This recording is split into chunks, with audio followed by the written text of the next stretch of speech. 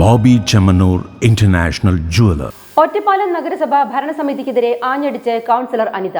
ജനങ്ങൾക്ക് ആവശ്യമുള്ള പദ്ധതികൾക്കാണ് നഗരസഭ അടിയന്തര പ്രാധാന്യം നൽകേണ്ടതെന്ന് കൗൺസിലർ അനിത പറഞ്ഞു.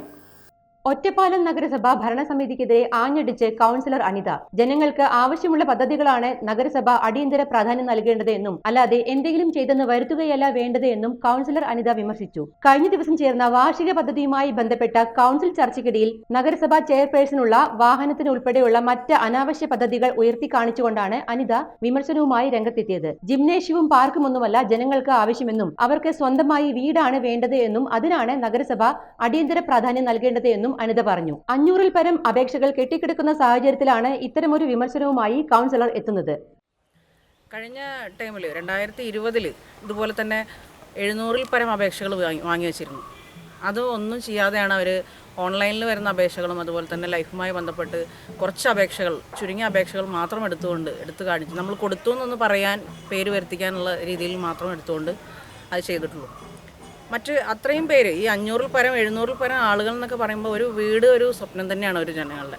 അപ്പോൾ അവരുടെ ഒരു മാനുഷിക പരിഗണന പോലും എടുക്കാതെ ഇവർ മറ്റു കാര്യങ്ങളിലൊക്കെ, ഇപ്പോൾ ഒരു ജിംനേഷ്യം അതുപോലെ തന്നെ പാർക്ക്, ഇതല്ല ജനങ്ങൾക്ക് ആവശ്യം. ജനങ്ങൾക്ക് സ്വന്തമായിട്ടൊരു വീട്, പാർപ്പിടം, വെള്ളം, വെളിച്ചം, റോഡ്, ഇതൊക്കെയാണ് ആവശ്യം. ഇതൊന്നും അവർ ശ്രദ്ധിക്കാതെ മറ്റു കാര്യങ്ങളിൽ ശ്രദ്ധ വെച്ചുകൊണ്ട് എന്തിനാണ് ഇവരിങ്ങനെ ജനങ്ങളെ ബുദ്ധിമുട്ടിച്ചുകൊണ്ട് ഇത്തരത്തിൽ പ്രതികരിക്കണമെന്നാണ് എനിക്കറിയാത്തത്. ജനങ്ങളുടെ പ്രതീക്ഷയാണ് ഭരണസമിതി തകർക്കുന്നത് എന്നും ഇങ്ങനെ ജനങ്ങളെ പറ്റിക്കുന്നത് ഉൾക്കൊള്ളാൻ സാധിക്കില്ല എന്നും തിരഞ്ഞെടുപ്പ് വരുമ്പോൾ വാഗ്ദാനം നൽകുകയല്ലാതെ ജനങ്ങൾക്ക് ഉപകാരമുള്ള പ്രവൃത്തികൾ നടപ്പിലാക്കുകയായിരിക്കണം ലക്ഷ്യം എന്നും അനിത പറഞ്ഞു. മറ്റുള്ളവർക്ക് എങ്ങനെയാണെന്ന് എനിക്ക് അറിഞ്ഞുകൂടാ. നമ്മളെപ്പോലുള്ളവർക്ക് ഈ പാവം ജനങ്ങളുടെ അപേക്ഷയും മേടിച്ച് വെച്ചിട്ട് അവരെ പറ്റിക്കുക എന്നുള്ളത് അത് നമുക്ക് ഉൾക്കൊള്ളാൻ പറ്റാത്ത കാര്യമാണ്. എന്തായാലും PMAY അല്ലെങ്കിൽ ലൈഫ് മിഷൻ, ഏതെങ്കിലും ഒരു പദ്ധതി, ഏതെങ്കിലും ഒരു പേരിൽ ഉൾപ്പെട്ട്. കാരണം കേരളം മാത്രമാണ് നമ്മൾ കരാറുമായിട്ട് ഒപ്പുവയ്ക്കാത്തുള്ളൂ, കേന്ദ്ര ഗവൺമെൻറ്റിൻ്റെ കരാറുമായിട്ട്. അതന്നെ ഏറ്റവും വലിയ ജനദ്രോഹമാണ്. ഇവരിനി എന്തോ പുതിയ പദ്ധതി കൊണ്ടുവരുന്നു, ജനങ്ങൾ എന്തൊക്കെയോ ചെയ്തു കൊടുക്കുന്നു ജനങ്ങൾക്ക് വേണ്ടിയിട്ട്. ഈ ഇലക്ഷനുമായി ബന്ധപ്പെട്ട് വരുമ്പോൾ മാത്രം ജനങ്ങൾക്ക് പെൻഷൻ കൂട്ടുക, അതുപോലെ വീട് വാഗ്ദാനം കൊടുക്കുക. ഈ വാഗ്ദാനങ്ങളിൽ ഒതുങ്ങുക എന്നല്ലാതെ ജനങ്ങൾക്ക് പ്രയോജനപ്പെടുന്ന രീതിയിൽ എന്തെങ്കിലും മാറ്റി തീർക്കുക എന്നുള്ളതാണ് ആദ്യം നമ്മുടെ ലക്ഷ്യം. ഭവന പദ്ധതിക്ക് പ്രാധാന്യം നൽകാത്തതിന് ഭരണസമിതി നൽകുന്ന മറുപടി ഉൾക്കൊള്ളാൻ സാധിക്കില്ല എന്നും ഇതിനെതിരെ ശക്തമായ നടപടികളുമായി മുന്നോട്ട് പോകുമെന്നും കൗൺസിലർ അനിത പറഞ്ഞു.